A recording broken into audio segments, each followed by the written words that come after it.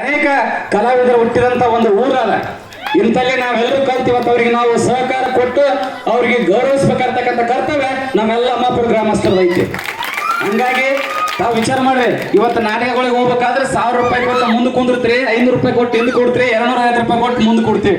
ಅಂತವ್ರ ಪಾಪ ಇಷ್ಟೆಲ್ಲ ದೂರ ಬಂದು ಅವ್ರೆಲ್ಲರೂ ಬಂದು ಪಾಪ ಅವ್ರ ಮಾಲಕನ ಮಗಳ ಮದುವೆ ಅದನ್ನ ಒಂದು ಉದ್ದೇಶಕ್ಕೋಸ್ಕರ ಸ್ವಾಭಿಮಾನದ ಬದುಕನ್ನು ಬದುಕಬೇಕನ್ನೋ ಒಂದು ಉದ್ದೇಶಕ್ಕೆ ಇಟ್ಕೊಂಡು ಈ ಒಂದು ಮನರಂಜನೆ ನಾಟಕವನ್ನು ಮಾಡಿ ಸುಮಾರು 8-10 ಜನ ಅವ್ರನ್ನ ಇಲ್ಲಿನ ಕರ್ಸ್ಯಾರ.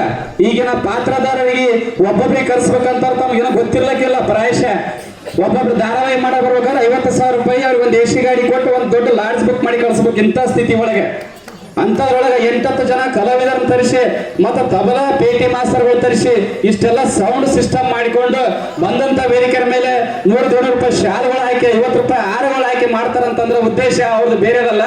ಅವ್ರಿಗೆ ನಿಮ್ಮಿಂದ ಅನುಕೂಲ ಆಗಲಿ, ನಮ್ಮ ಅಭಿಮಾನ ಮತ್ತು ನಮ್ಮ ಅವ್ರಿಗೆ ಗೊತ್ತಾಗಿರುವಂತ ಉದ್ದೇಶ ಅದ.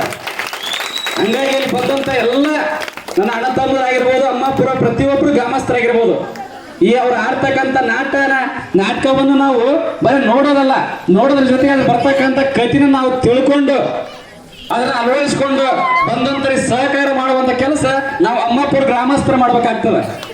ಇವತ್ತಿನ ಮಾಧ್ಯಮ ಏನಾಗಿದೆ ಅಂದ್ರೆ ಬರೇ ಟಿವಿ, ಮೊಬೈಲ್, ಫೇಸ್ಬುಕ್, ವಾಟ್ಸಪ್ ಧಾರಾವಾಹಿಗಳು ಬಂದೇದಾಗ್ಬಿಟ್ಟಾವ ಅಂದ್ರೆ ನಾಟಕ ಅನ್ನೋದು ಬಿಟ್ಟಿವಿ. ನಾವೇ ನಿಜ ಜೀವನದಾಗ ನಾಟಕ ಸ್ಟಾರ್ಟ್ ಮಾಡಿಬಿಟ್ಟಿವಿ.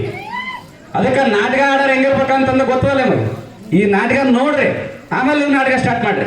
ಮತ್ತೆ ನಿಮ್ಮ ನಾಟಕ ಮಾಡಕತ್ತಿದ್ರೆ ಅವ್ರು ಕುಂತಾರ 9 ಮಂದಿ ನಿಮ್ಮ ನಾಟಕ ನೋಡ್ಬೇಕಾಗ್ತದೆ, ಹೌದಾ? ಅದಕ್ಕೆ ನಾವ್ಯಾರು ನಾಟಕ ನೋಡಕ್ ಬಂದಿವಿ, ಅವ್ರ ನಾಟಕ ನೋಡಕ್ ಬಂದಿವಿ. ನಾಟಕ ನೋಡೋದ್ರ ಜೊತೆಗೆ ಅವ್ರಿಗೆ ಗೌರವಿಸ್ಬೇಕು.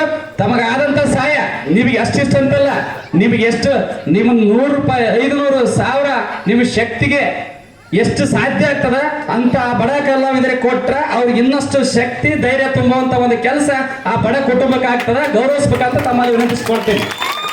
ಮತ್ತೆ ಶಾಂತ ರೀತಿಯಾಗಿರ್ಬೇಕಾಗ ಮತ್ತೆ ಅವರು ಅಭಿನಯ ನಿಮಗೆ ಇಷ್ಟವಾದ್ರೆ ಚಪ್ಪಳಿಗಳು ಅದನ್ನು ಸಹಕಾರ ಮಾಡ್ರಿ. ಮಾತ್ರ ದುಡ್ಡಿಲ್ಲ ಅಂದ್ರೂ ಪರವಾಗಿಲ್ಲ, ಯಾಕಂದ್ರೆ ಎಲ್ಲರೂ ಮಕ್ಕಳು ಬಂದಿರಿ ಮತ್ತೆ ದೊಡ್ಡವರು ಬಂದಿರಿ. ಇಲ್ಲಿ ಕುಂದ್ರಾಕ ಸ್ವಲ್ಪ ವ್ಯವಸ್ಥೆ ಎಲ್ಲರ ಬಟ್ಟಿಗೆ ನೀವು ಮುಂಚಿತವಾಗಿ ನಮ್ಗೆ ಏನಾದ್ರು ತಿಳಿಸಿರಿ, ಒಂದು 100-200 ಕುರ್ಚಿಗಳು ಹಾಕಿ ಸೇರಿಸಿ ಇಲ್ಲಿ ಒಂದು ವ್ಯವಸ್ಥೆ ಮಾಡ್ತಿದ್ದೀವಿ.